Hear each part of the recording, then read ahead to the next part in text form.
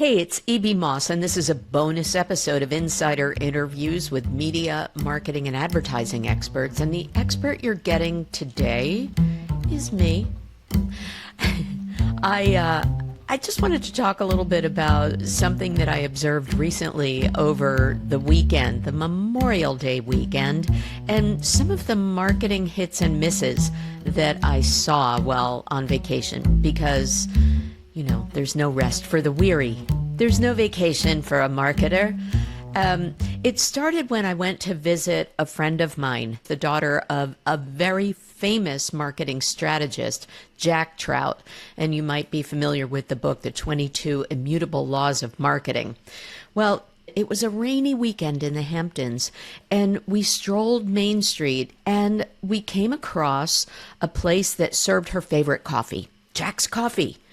And yet there was a sign over the door of this one-time coffee shop that said Fresh Direct on Main Street. We're like, what? Well, we still need coffee. Okay, we'll go in. And there at the door was a wonderful greeter, kind of like a Walmart greeter, but classy, with a nice gray beard and holding a cup of that coffee in his hand and said, "Hey, welcome to Fresh Direct." And we're like, wait, what? We wanted Jack's Coffee, not Jackson. But it turned out that he is the CMO of Fresh Direct and had this brilliant idea to do a pop-up location on Main Street to grow awareness for the fact that Fresh Direct is now available doing delivery in the Hamptons and in the Jersey Shore. I don't know if there's going to be a pop-up in Wildwood or not, but we'll find out. Anyway, I thought it was pretty interesting that they kind of tricked out the front of this store with all kinds of fresh produce. They had their variety of pastas and tomato sauces. They had spices. They had a dairy section with my favorite sheep's milk in oil cheese. It was great. It was sort of like the country grocery store, as it might look in a Hamptons beach town that's kind of upscale. But his whole idea was, again, to create awareness for now delivery available in the Hamptons, but also experiential, hands-on of what their produce really looks like and, you know, the quality of it. So people were able to go in and not just, you know, squeeze the melons, as they say, but purchase Fresh Direct items IRL at a brick and mortar instead of delivery. So I think it helped build trust and that awareness, but kind of got to sample the goods. And I do mean sample the goods because they gave out mini loaves of banana chocolate chip bread, which was great with the Fresh Direct brand on it. So you got to buy and try. So it was really successful. But one of the conversations that Joanna and I had with Jackson, and I discovered that we had 305 people in common on LinkedIn, so relationship building, was that there was very little signage in the front of that grocery location. And to him, it was intentional. Jackson didn't want to hit you over the head with branding and marketing. He just wanted you to walk in, experience the quality, be able to pick up a few things, and create trust and build relationships with the Fresh Direct brand. And he gave out some coupons too for bounce back. So that was good. My point of view was that it needed a little bit more branding. It needed a little bit more communication of the value proposition, maybe something that would entice more people in. Yes, it was a huge banner over the door, but I felt like the inside needed a little bit more communication too. But it was a great experience. And yes, the produce was really good. I bought some. Now, the reason why I brought up Jack Trout is because the second immutable law of marketing is basically to own your own category, develop a new category if need be.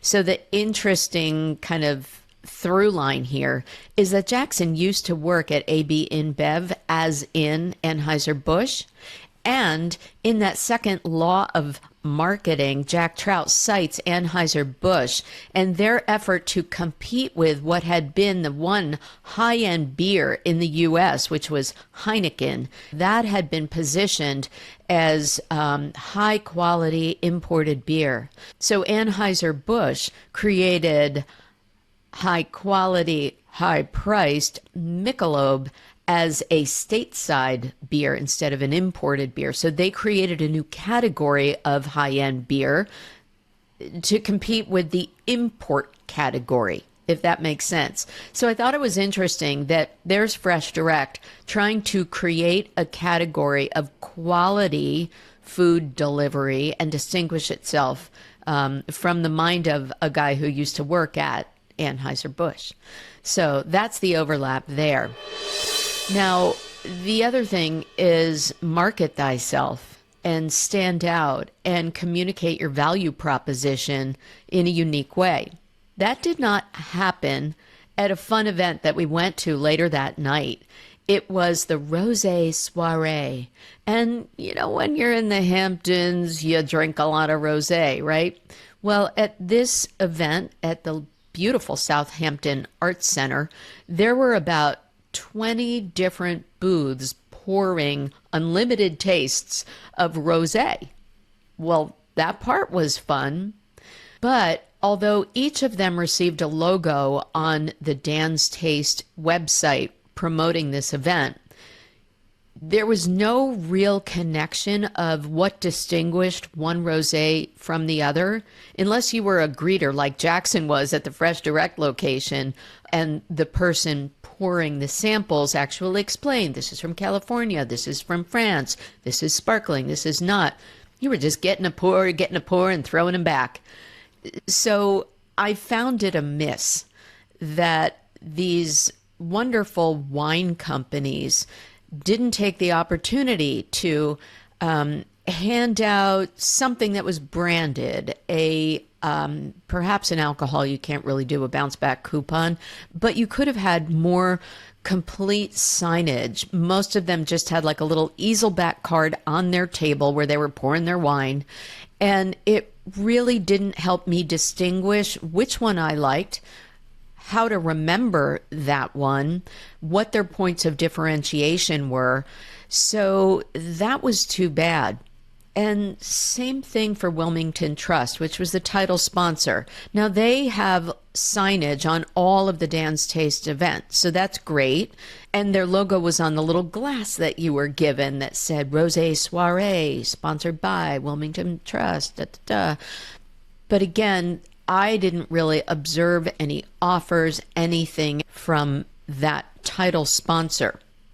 What was odd, the one doing any kind of handout or swag, when you walked in and you got your little glass with the Rosé Soirée logo on it, you also got a sample of hair product from Miss Jessie for curly hair. So I liked that. I didn't quite understand the presence of a hair product at the Rosé Soirée. Smart on them for targeting a more upscale audience, I guess, who might purchase their product and get samples in the hands of hundreds of people there. And we all carried logoed bags around that said Miss Jessie and put our little glass in there along with curly hair product. Joanne gave me hers because she has straight hair, so I benefited twice. So people should have taken a page from Miss Jessie and handed out something memorable, some kind of product. And B, some should have had a little QR code, for example, that would allow you to link through to the vineyard or share information about how rosé is made or something that would communicate more about their distinctive wine versus the 19 other vineyards that were there. Now, I will add one more PS that happened right after the Memorial Day weekend, and that was another pop-up that happened at Grand Central Station. This was sponsored by Cognitive, an AI platform, and it was focused on creating awareness for two things. They've used their AI to create a website focused on positive news called More Positive, and it was Mental Health Awareness Month. You could dedicate a flower to a positive thought and take home some seedlings that would remind you of positive news long into the future. So cheers to you, Cognitive, for making things a little bit more positive. Now, I've got a few more details about this memorable Memorial Day marketing in my new newsletter. It's available on Substack. It's called Moss Hysteria by me, Moss Appeal, and you can get it for free, but I would love if you would subscribe. I'll add a link here in the show notes. Anyway, I hope you had a memorable Memorial Day weekend, and let's all take some time off.